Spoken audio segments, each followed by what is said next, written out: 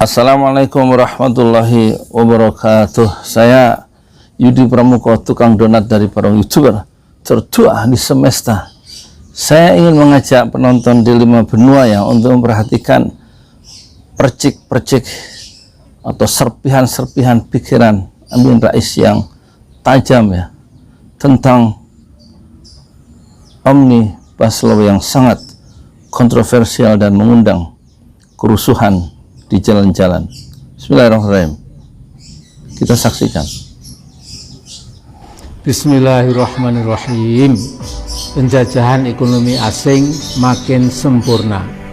Jangan pernah dilupakan, pemrakarsa Omnibus Law Indonesia itu adalah Pak Jokowi sendiri. Lihat, pertama langsung sasaran utama yang dia menunjuk langsung siapa yang bertanggung jawab. Pak Jokowi sendiri katanya. Belak-belakan ya. Ketika pelantikannya pada 20 Oktober tahun 2019 yang lalu, setahun yang lalu. Di beberapa negara yang pernah menerapkan Omnibus Law itu, masyarakat di negara-negara itu menjulukinya sebagai Big Ugly Law, undang-undang dengan kejahatan besar. Umumnya negara-negara tersebut walaupun resminya masih memegang demokrasi, tetapi oleh banyak pengamat dan sebagian politisi, Omnibus Law atau Big Ugly Law itu sebagai praktek Big Ugly Law. Saya baru dengar ini istilah ini, dan itu rupanya sudah menjadi stempel yang buruk tentang apa di negara-negara luar itu yang demokrasinya sudah terbuka, open society dan demokrasi sudah berjalan. Itu Omnibus Law itu sudah dirontokkan dengan istilah apa itu ugly tadi ya. Law atau Big Ugly Law itu sebagai praktek otoriterisme. Inilah yang terjadi di Indonesia, tetapi skalanya paling besar dibandingkan dengan negara-negara yang pernah mempraktekkan Omnibus Law itu. Setelah undang-undang Omnibus yang dijuluki sebagai undang-undang sabu jagat itu disahkan, saya dapat menyimpulkan bahwa cengkeraman ekonomi asing di negara kita makin kokoh, dan di masa-masa mendatang baik rezim dan rakyat kita semua akan jadi bangsa kacung. Saya tidak heran kalau para kacung asing itu akan berteriak kencang seolah-olah tidak ada yang salah dalam undang-undang itu. Para buzzers dengan bayaran uang haram akan memeras pikiran untuk mencari-cari pembenaran buat sesuatu. Nah, jadi ini istilah khas Pak Amin Rais ya, bangsa kacung atau negeri kuli, bangsa kuli. Dengan adanya undang-undang Omnibus Law itu kita dicengkram ya, jadi bangsa kacung secara legal. Ini memang berbahaya undang-undang itu, dan wajib, bukan wajib kifayah, wajib ain untuk ditolak ya. Para buzzers dengan bayaran uang haram akan memeras pikiran untuk mencari-cari pembenaran buat sesuatu yang jelas-jelas merugikan kepentingan bangsa sendiri. Omnibus Law. Nah, ini ada istilah baru lagi. Jadi buzzer-buzzer yang dari istana, teh hati-hati. Jangan ditinggal Bang. Oke. Anak, waalaikumsalam warahmatullahi. Jadi buzzer bayaran itu dia memakan uang haram. Hanya Pak Amin Rais yang berani mengatakan buzzer-buzzer istana yang dibayar oleh pemerintah untuk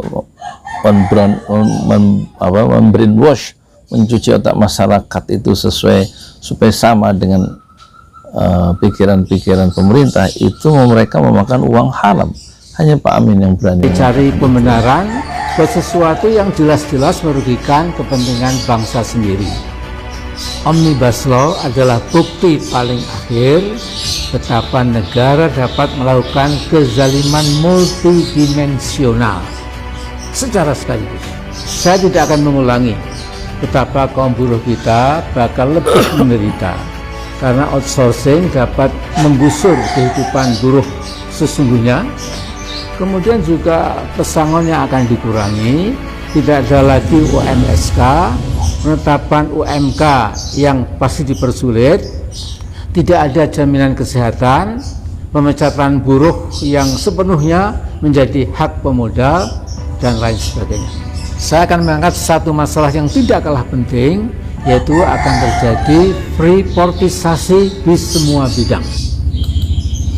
Freeportisasi di semua bidang ya, satu eksploitasi ya sumber daya alam yang sudah terjadi di Freeport, kemudian menguras kekayaan alam dibawa ke luar negeri, dan itu akan terjadi kalau menurut perspektif Pak Amin Rais akan terjadi di tempat-tempat lain. Sumber daya alam itu dikuras di berbagai daerah, di berbagai tempat atas nama undang-undang Omnibus Law, atas nama investasi.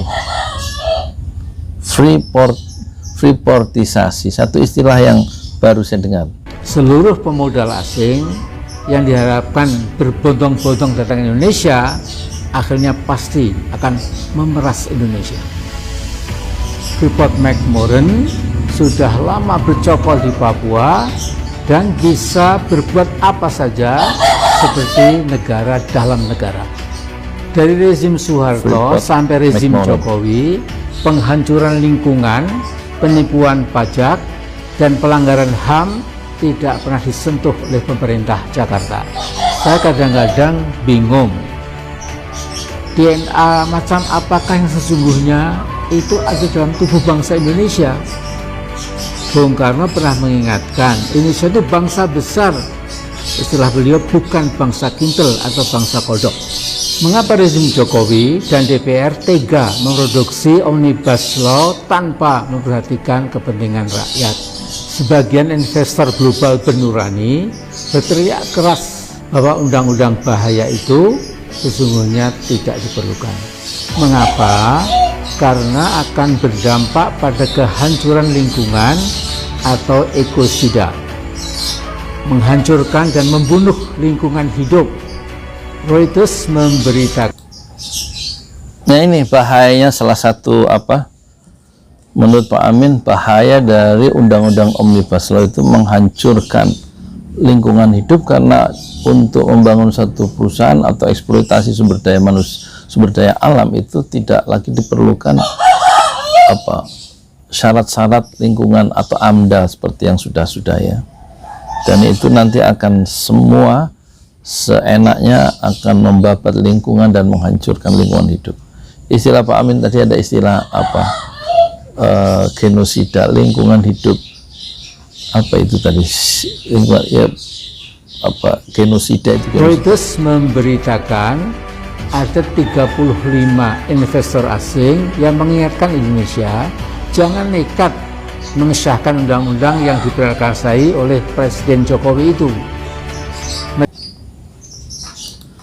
Ada istilah global investor yang 35 orang yang memang mengkritisi ya undang-undang Omnibus Law itu, yang bisa menghancurkan lingkungan menurut investor yang masih peduli terhadap lingkungan hidup, dan itu tidak tercermin dalam Omnibus Law yang justru memiliki potensi yang besar untuk menghancurkan lingkungan hidup atas nama investasi. Diprakarsai oleh Presiden Jokowi itu. Mereka saja, orang asing, mengingatkan jangan sampai biodiversitas hutan-hutan Indonesia lenyap gara-gara AMDAL akan diterapkan secara selektif. Artinya perlindungan ekologi bukan sesuatu yang penting lagi. Nah, berkaca pada apa yang terjadi di Freeport-McMoRan, otoritas dana pensiun di Swedia, Norwegia, dan New Zealand menarik saham mereka dari Freeport. Karena apa? Karena mereka tidak tahan melihat penghancuran sistematik dan permanen oleh Freeport di Papua. Danau dan 2 sungai besar di lingkungan tambang Freeport telah mati. Dari rezim satu ke rezim berikutnya tidak ada protes, pernyataan, apalagi ancaman dan ultimatum terhadap Freeport. The ecological destruction. Jadi menurut Pak Amin itu pemerintah siapapun ya dari zaman Pak Harto sampai Pak Jokowi itu berdiam diri terhadap kehancuran atau semacam freeportisasi yang sudah dilakukan oleh Freeport McMoran yang betul-betul sudah menguras SDM, sumber daya alam keluar, dan menghancurkan ekologi. Berdiam diri semuanya seolah tidak ada yang salah dalam proses penghancuran lingkungan hidup di Freeport. The ecological destruction goes on and on and on. Di dalam literatur politik ada istilah deaf, dumb, and blind government. Pemerintah yang tuli, bisu, dan buta. Saya berharap rezim Jokowi jangan sampai seperti yang disindir Al-Quran, yaitu menjadi seburuk-buruk makhluk yang melata di atas muka bumi ini. Mengapa mereka tuli dan buta terhadap kebenaran? Bahkan mereka berani menantang dan melawan kebenaran. Ini ada di Al-Anfal ayat 22. Pak Jokowi, cabut segera undang-undang yang berbahaya itu. Nah, ini poin dari narasi Pak Amin Rais ini. Kalau dulu dia gencar lewat tahun 97-98 itu menulis di koran Republika ya, di kolom resonansi, sehingga istilah yang terkenal dulu ada high politics, ada suksesi 2 pintu, pergantian kepemimpinan nasional dalam satu paket, ganti presiden dan sekaligus ganti wakil presiden. Dan itu yang terjadi sehingga Presiden Soeharto itu menyatakan mengundurkan diri, dan realitas politiknya Habibie tidak diganti, tapi Habibie naik menggantikan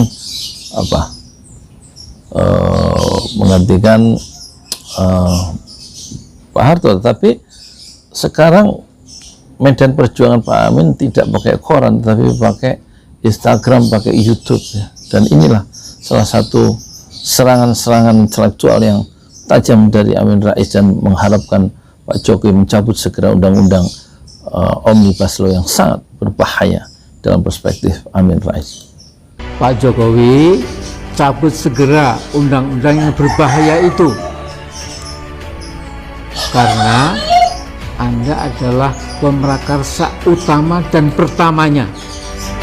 Kembali dia melakukan satu jab atau uppercut terhadap Pak Jokowi sebagai orang yang paling bertanggung jawab terhadap pemrakarsa utama, yang pertama dan utama, yaitu Pak Joko Widodo. Moga-moga ya ini bisa membuka perspektif penonton pesantren Ojo Lali di 5 benua. Ternyata sekarang medan perjuangan Pak Amin lewat YouTube, dan itu tidak bisa dihalangi di zaman era digital ini. Moga-moga ya, reaksi pertama saya tentang Pak Amin Rais atau penampilan saya sebagai tuang donat dengan mereaksi pikiran-pikiran dari tokoh bangsa kita, moga-moga bisa menambah ya, dan memperkaya enrichment, ada pengayaan wawasan terhadap negeri kita. Karena menurut Haji Agus Salim ya, salah satu pendiri bangsa ini mengatakan, di negeri sendiri jangan kita yang menumpang. Jadi jangan berdiam diri ya terhadap masalah-masalah bangsa dan umat kita. Dan Pak Amin Rais mencoba untuk menjadi orang posisi intelektual sebagai orang yang tidak menumpang, tapi memperhatikan, memberikan kontribusi pikiran, dan menegur penguasa yang semakin tidak ramah terhadap rakyatnya sendiri, yaitu Presiden Joko Widodo. Saya Yudi Pramoko, tukang donat dari Parung YouTuber, tertua di semesta Fasbir Sabron Jamila. Bersabarlah dengan kesabaran yang indah. Assalamualaikum warahmatullahi wabarakatuh.